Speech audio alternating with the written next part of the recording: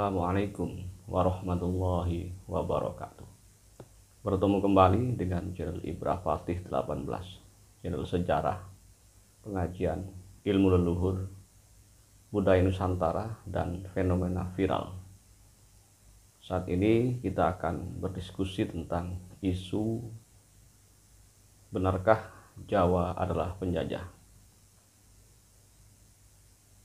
Tapi sebelumnya saya memohon maaf kepada sedulur-sedulur Jawa apabila nanti konten ini akan membuat beberapa orang salah paham, tetapi mohon disimak karena yang saya sampaikan ini merupakan sebuah diskusi dan kita akan mencari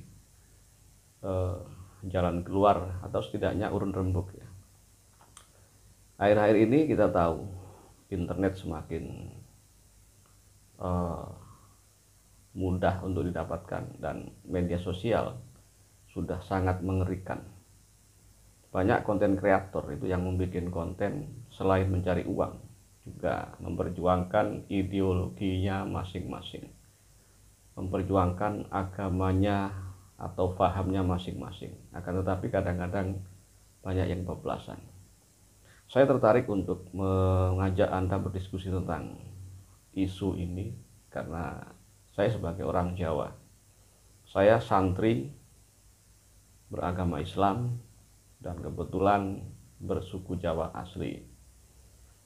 Oleh karena itu, saya agak keberatan ketika akhir-akhir ini banyak netizen yang mengomentari suku Jawa khususnya dengan komentar-komentar yang kurang elok ya. Ada yang menyebut Jawa penjajah, ada yang menyebut Jawa hama, ada yang menyebut Jawa perusuh, bahkan ada istilah di kalangan anak-anak muda yang mengatakan jamet. Jamet itu merupakan singkatan daripada Jawa metal, dan tragisnya jamet ini biasanya merupakan sebuah julukan terhadap orang-orang atau anak-anak muda yang narsis, kemudian dandanannya itu norak dalam tanda kutip ya, bahkan lucu. Dan biasanya orang akan, kalau ngomong jamet ini akan teringat orang-orang India yang memang kalau sudah berdandan dan gayanya seperti itu. Jawa metal atau jamet ini merupakan akronim daripada julukan yang saya kira sangat kalau saya sih boleh saja atau menerima kritik, tapi saya kira seharusnya sesama anak bangsa tidak mengatakan suku-suku tertentu dengan julukan seperti itu. Terus apa saja yang kira-kira menyebabkan suku Jawa ini dijuluki penjajah, hama, bahkan lain sebagainya? Menurut beberapa bacaan dan tontonan atau video-video yang saya lihat dan saya rangkum, ada beberapa sebab yang menyebabkan orang Jawa disebut sebagai penjajah dan sebagainya. Yang pertama adalah isu bangkitnya kepercayaan lokal Jawa, yang itu diikuti dengan ajakan saudara-saudara Jawa, terutama kaum Kejawen, untuk kembali kepada kearifan nenek moyang leluhur Nusantara, khususnya Jawa. Nah, sayangnya ajakan-ajakan ini kadang-kadang diselipi dengan narasi-narasi sumbang, bahkan penghinaan terhadap agama-agama lain, terutama agama mayoritas. Ini kan ambigu. Jadi seharusnya ini urun rembuk atau usulan saya kepada saudara-saudara saya suku Jawa, terutama yang kawan-kawan sedulur-sedulur dari Kejawen. Oke lah, kita sepakat untuk kembali kepada ajaran leluhur, kepada filsafat Nusantara, kepada kepribadian bangsa. Tetapi ya mohon tidak menyenggol dan tidak menjelek-jelekan agama orang. Karena sebaik apapun, sebuah pemikiran, sebuah aliran, sebuah kepercayaan. Kalau kita promosikan, kita dakwahkan dengan cara-cara yang tidak bijak, ya tentu saja malah sebaliknya tidak akan membuat orang tertarik. Saya sendiri sebagai seorang santri sangat sepakat dengan budaya Jawa, karena budaya Jawa ini memang halus, meskipun pada asalnya tidak seperti itu. Ini akan kita bahas insya Allah di akhir pembahasan nanti. Yang kedua, kenapa orang Jawa disebut penjajah, hama dan sebagainya? Karena saat ini dan beberapa tahun sebelumnya tiba-tiba muncul fenomena pesilat-pesilat arogan. Jadi ada sebuah perguruan silat atau aliran silat ini yang sudah mafhum atau sudah masyhur, seringkali membuat kericuhan. Biasanya mereka akan turun ke jalan melakukan konvoi dan sayangnya akan melakukan intimidasi, bahkan kekerasan terhadap masyarakat pengguna jalan yang tidak tahu apa-apa. Biasanya ini dilakukan saat kenaikan kelas atau kenaikan sabuk. Bahkan dari beberapa video yang sudah viral, perguruan ini sudah membentuk geng di Jepang dan juga pernah melakukan tawuran di Korea, Hong Kong apa ya, insya Allah Korea itu ya. Tapi meskipun itu terjadi antara sesama orang Indonesia, tapi kan sudah mencoreng. Nah, ini oleh saudara-saudara kita di luar Pulau Jawa dianggap sebagai perwujudan daripada watak keseluruhan orang Jawa. Sebagai orang Jawa, tentu saja saya menafikan atau menolak predikat seperti itu, karena orang Jawa tidak semuanya seperti itu. Mungkin hanya oknum, atau ada yang menjawab mungkin oknum kok banyak. Ya itu karena orang Jawa, suku Jawa memang populasinya banyak. 20% dari rakyat Indonesia ini berasal dari suku Jawa.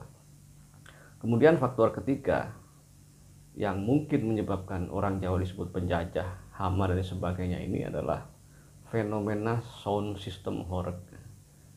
Bagi Anda yang mungkin belum tahu apa itu sound system horeg, adalah sebuah sound system ukuran besar dengan suara yang sangat nyaring. Biasanya dinyalakan di sebuah lapangan untuk diadu kencangannya, atau diarak keliling jalan raya dengan menggunakan truk-truk besar.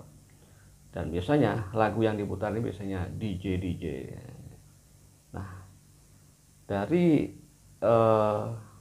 video yang beredar, sound horeg ini memang bagi sebagian kecil orang merupakan sebuah hobi, dan kita tidak bisa melarang hobi seseorang. Akan tetapi sound horeg ini menimbulkan banyak fenomena sosial. Banyak yang kurang setuju dengan fenomena sound horeg ini, karena selain suaranya yang mengganggu menurut sebagian besar orang, sering sekali terjadi insiden kerusakan rumah, kemudian kendaraan, banyak rumah yang retak atau kacanya atau gentengnya itu ambrol karena dentuman-dentuman sound horeg ini. Bahkan ada beberapa video yang di sana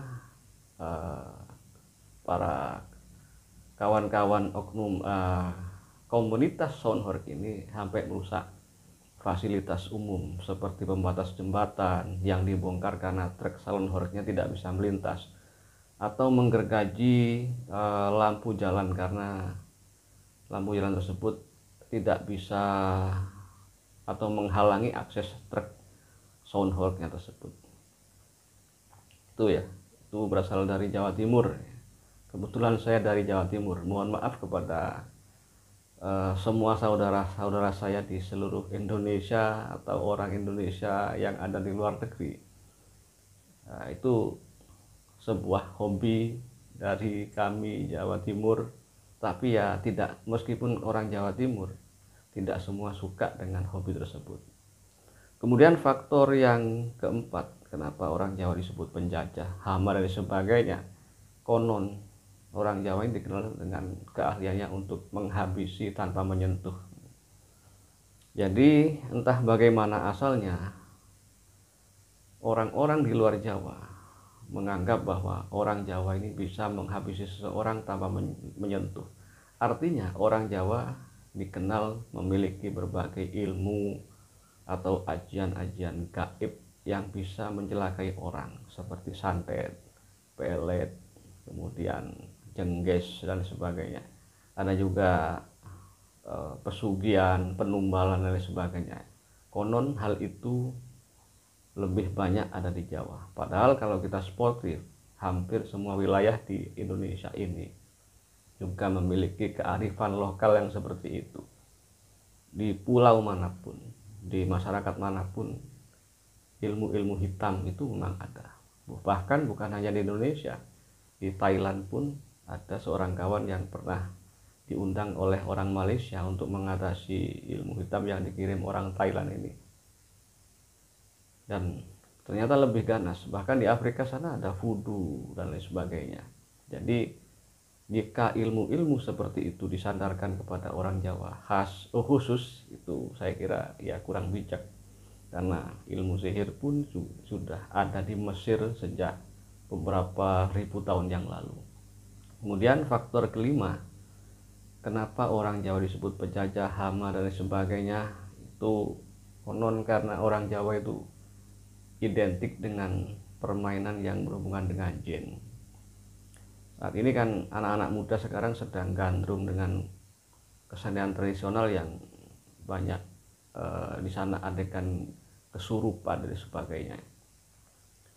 Ini menurut mereka yang kurang suka dengan orang Jawa ini, seakan-akan orang Jawa ini begitu akrab dengan jin, bahkan bangsa-bangsa seperti itu dibuat mainan, dimasukkan kepada seseorang kemudian kesurupan dan melakukan atraksi-atraksi kesenian tradisional. Saya sebagai praktisi sekaligus penghobi kesenian tradisional sebenarnya kurang setuju dengan klaim tersebut, karena kadang-kadang kesenian tradisional itu hanya acting ya. Tidak semua kesenian tradisional yang ada mengandung kesurupannya di situ itu benar-benar kesurupan. Ada yang acting atau settingan. Kemudian faktor yang keenam, kenapa orang Jawa disebut penjajah, hama dan lain-lain, pokoknya yang negatif-negatif itu karena konon orang Jawa ini kalem tapi suka menikam dari belakang. Kalau menurut saya, bangsa apapun, suku apapun juga memiliki faktor karakter yang seperti itu. Dan kebetulan orang Jawa ini konon memang kalem. Sebenarnya kalau menurut Ki Haji Agus Sunyoto, di masa lalu orang Jawa ini juga tidak kalem. Di masa Majapahit dan sebelumnya, orang Jawa ini bertemperamen tinggi. Bahkan apabila ada orang lewat di hadapannya tanpa permisi atau menunjukkan gestur yang menghormati, itu biasanya akan dilempar, dan melemparnya dengan sajam biasanya. Nah, orang Jawa menjadi kalem ini setelah Islam masuk, kemudian asimilasi dengan Islam, dan oleh para wali songo diajari untuk lebih kalem. Ini pasti ada yang menyanggah, terutama dari kawan-kawan kejawen. Bukankah kawan-kawan kejawen ini kadang-kadang juga saya sayangkan ya, itu sering mengklaim bahwa budaya yang paling tinggi sedunia ini adalah budaya Jawa. Saya kira ya benar, tapi itu kurang bijak apabila menafikan bahwa budaya kita sebenarnya sudah asimilasi antara budaya India, budaya Cina dan budaya Arab. Jadi Jawa saat ini merupakan bentukan daripada asimilasi kultural dari India, Cina, dan Arab. Tentu saja dengan kepercayaan-kepercayaan bangsa-bangsa tersebut juga ikut mewarnai karakteristik orang Jawa saat ini. Kemudian juga ini memang entah bagaimana asalnya, kenapa orang Jawa disebut penjajah, karena sejak zaman dulu memang pembangunan fisik maupun non fisik itu memang entah bagaimana kok berpusat di Jawa. sehingga pulau-pulau Indonesia yang di luar Jawa itu memang lebih lambat proses pembangunannya, bahkan harga-harga jauh lebih mahal karena Jawa jadi pusat pemerintahan. Nah itu alhamdulillah sekarang pada era Pak Jokowi dan Pak Prabowo ini kan sudah dipindahkan IKN ke Kalimantan. Oleh karena itu kita berharap ke depan ada pemerataan pembangunan dan pemberdayaan masyarakat, pembangunan mental, spiritual dan sebagainya, sehingga tidak ada lagi kejemuran sosial antara sesama anak bangsa ini. Mungkin faktor yang kesembilan dari kenapa orang Jawa disebut penjajah ini, banyak tokoh-tokoh penting seperti politisi dan lain sebagainya itu mayoritas memang berasal dari suku Jawa. Apakah ini manipulasi? Saya kira ya memang demografi orang Jawa memang kan banyak. Jadi tidak 100% benar apabila orang Jawa mendominasi. Dan saya menyayangkan jika ada saudara-saudara saya orang Jawa yang mengatakan bahwa Indonesia tidak akan bisa dipimpin oleh presiden dari orang luar Jawa. Ini kan gimana ya? Mungkin secara kepercayaan kita orang Jawa itu sah-sah saja apabila kita bicarakan secara internal. Tapi apabila isu itu kita florkan di hadapan, di forum umum, itu kan ya ada sedikit arogansi. Andai pun itu benar, seharusnya kita sembunyikan fakta-fakta seperti itu. Andai pun itu fakta. Kemudian juga banyak yang mengatakan bahwa kekayaan Indonesia ini diambil dari berbagai wilayah di Indonesia, tetapi hanya diberikan kepada Jawa. Ini bisa benar, bisa juga tidak. Karena sebenarnya meskipun Jawa tidak memiliki kekayaan alam sekaya Kalimantan dan Papua misalnya, tapi kita juga akan merasakan sama-sama belum mencapai kesejahteraan sebagaimana negara-negara maju. Ini mungkin kita mempertanyakan kepada para pemimpin kita saja bahwa ketimpangan ini bukan disengaja oleh suku Jawa, tetapi mungkin oleh pemimpin-pemimpin kita yang masih kurang begitu bijak dalam mengambil kebijakan-kebijakan. Ada juga yang mengatakan bahwa Jawa ini sebagai penjajah karena banyak lapangan pekerjaan itu yang diambil oleh suku-suku Jawa. Banyak suku Jawa yang melakukan transmigrasi atau merantau ke berbagai pulau di Indonesia ini, kemudian banyak pekerjaan yang diambil oleh orang-orang Jawa. Sebenarnya itu tidak begitu benar ya. Bahkan faktanya saudara-saudara kita yang dari Kalimantan, dari Aceh, dari Papua, dari Sulawesi, ketika mereka memiliki keahlian kemudian merantau ke Jawa, mereka pun juga akan mendapatkan peran penting di Jawa. Intinya apabila kita ingin mendapatkan profesi atau posisi yang penting di bidang pekerjaan, intinya kita harus membangun SDM kita dan skill kita. Kemudian juga kenapa Jawa disebut penjajah, hama dan sebagainya. Konon di Jawa ini banyak komunitas-komunitas aneh seperti punk, kemudian banyaklah. Tetapi saya kira Anda pun tahu bahwa komunitas-komunitas yang seperti itu kan bukan hanya ada di Jawa. Nah, secara historis memang saya akui Pulau Jawa ini banyak dikatakan oleh para sejarawan, meskipun ini berdasarkan sumber data lisan, bahkan sempat ditulis oleh beberapa buku ya. Memang di zaman dulu Jawa ini merupakan pulau yang angker dalam tanda kutip. Artinya tidak semua orang pendatang itu bisa datang ke Jawa. dikatakan di sana bahwa Jawa saat itu adalah pulau yang jalmo moro jalmo mati, satu moro satu mati. Apabila ada binatang atau manusia yang memasuki pulau Jawa itu akan mati. Tetapi saya kira itu ada mitosnya ya, karena kita tahu bahwa orang-orang Cina, orang-orang India, orang Arab, dan bahkan orang Persia sudah ribuan tahun yang lalu bisa kok menduduki Jawa, bisa kok tinggal di Jawa. Dan juga di zaman dulu ada sebuah kepercayaan atau sekte yang di sana menumbalkan manusia dalam upacara Pancamakala. Itu seramnya Pulau Jawa di masa lalu. Kemudian juga bangsa Jawa pernah mengalahkan bangsa Mongol.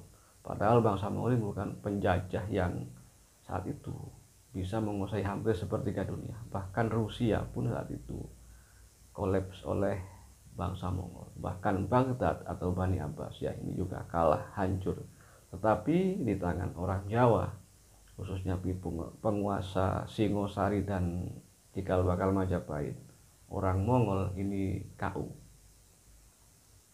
Nah, apakah dengan fakta sejarah seperti ini saya sebagai orang Jawa akan merasa adikung adikuno?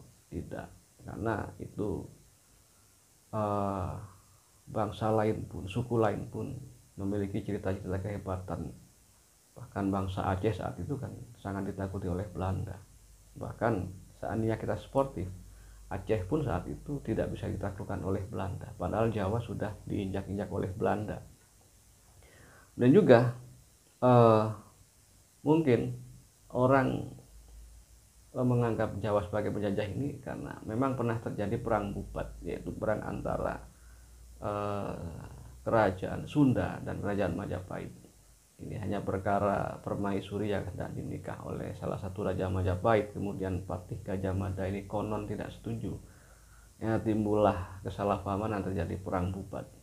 Bahkan mitosnya orang Sunda itu melarang anak cucu mereka untuk menikah dengan orang Jawa. Itu dulu. Apakah salah paham seperti itu akan tetap kita lanjutkan hingga berabad-abad kemudian? Tentu saja kan tidak. Dan juga memang orang Jawa ini suka memberi gelar-gelar narsis kepada dirinya sendiri. Pada era kerajaan-kerajaan saat itu banyak yang menggunakan gelar Ki Ageng. Ki Ageng ini, Ki itu orang yang dituakan, Ageng ini besar artinya. Ada juga Ki Gede. Ki juga orang yang dimuliakan atau dibesarkan. Gede ini juga artinya besar. Ada juga yang menggunakan kata hamengku atau memangku. Waduh, jadi gelar orang Jawa ini tidak main-main. Bahkan ada yang menggunakan gelar mangku atau memangku atau paku, menjadi paku daripada alam semesta ini. Itulah memang saya akui narsisme orang Jawa. Tetapi ya itu kan hanya digunakan secara internal, tidak digunakan untuk misalnya menguasai pulau-pulau lain di Indonesia. Dan konon Majapahit yang saat itu bisa mengakuisisi berbagai wilayah di Indonesia, bahkan beberapa wilayah di Asia Tenggara. Menurut beberapa sejarawan yang terpercaya itu sebenarnya kurang bisa dibuktikan secara arkeologis. Bahkan ada yang mengatakan bahwa Majapahit itu hanya menguasai sebagian Jawa dan Madura serta Bali. Toh buktinya saat itu masih berdiri kerajaan besar di Sunda. Dan juga ada juga yang mengatakan bahwa ini banyak kawan-kawan kejawen yang mengatakan bahwa Jawa ini merupakan pusat daripada Nusantara, punjer atau poros daripada Nusantara, dan Nusantara sendiri merupakan poros dari dunia. Ini wallahu a'lam, karena saya bukan seorang spiritualis yang bisa menembus dimensi seperti itu. Bisa jadi iya, bisa jadi tidak, karena kalau kita sampai beranggapan seperti itu, maka bisa jadi kita akan mengidap penyakit narsisme akut ya. Dan juga saat ini sedang ramai isu kebangkitan kepercayaan lokal sayangnya dipromosikan atau didakwahkan dengan cara-cara yang menghujat, kemudian merasa bahwa budaya orang Jawa ini paling canggih sedunia. Apalagi ini dihubung-hubungkan dengan agama. Saya sangat sepakat dengan kebangkitan Nusantara. Bahkan saya percaya, meskipun tidak 100%, dalam alam bawah sadar saya percaya Indonesia akan bangkit menuju salah satu negara adidaya. Dan itu konon katanya akan dimulai pada tahun 2000, akan terjadi pada tahun 2045. Oleh karena itu, banyak saudara-saudara saya yang dari Jawa ini beranggapan bahwa itu akan bermula dari Jawa ketika orang Jawa kembali kepada budaya leluhurnya, kepada kepercayaan leluhurnya. Oke lah, sah-sah saja, tetapi sebagai seorang asli Jawa yang beragama Islam, saya keberatan apabila isu-isu itu ditunggangi dengan menjelek-jelekkan agama orang. Sayangnya, meskipun seandainya agama leluhur kita itu tergerus oleh beberapa agama yang datang setelahnya, anehnya kok agama saya yang paling bersalah dalam isu ini. Ini ada apa kan gitu. Kemudian juga perlu saya tekankan bahwa kejawen dan Islam itu sebenarnya saudara kandung. Kemudian karena VOC dan Belanda saat itu kalah perang dengan Pangeran Diponegoro yang semua pasukannya ini dari kalangan santri sekaligus kejawen, akhirnya ditulislah buku-buku propaganda, salah satunya Babat Kediri, Serat Darmo Gandul, Serat Gadulucu, Serat Centini, dan lain sebagainya. Yang di dalam buku-buku tersebut yang ditulis oleh VOC ini, dikaranglah narasi-narasi yang seakan-akan agama saya itu jahat, seakan-akan agama saya itu telah menghancurkan sendi-sendi kebudayaan Nusantara. Padahal apabila kita baca sejarah secara sportif, membaca sejarah dari sumber yang berbeda, internal dan eksternal, bahkan umat Islam saat itu memberikan sumbangsih peradaban, terutama pada masa Wali Songo dan Mataram Islam. Toh juga yang berjuang menghadapi Belanda saat itu, Jepang saat itu, mayoritas adalah santri, kiai, dan kaum muslimin.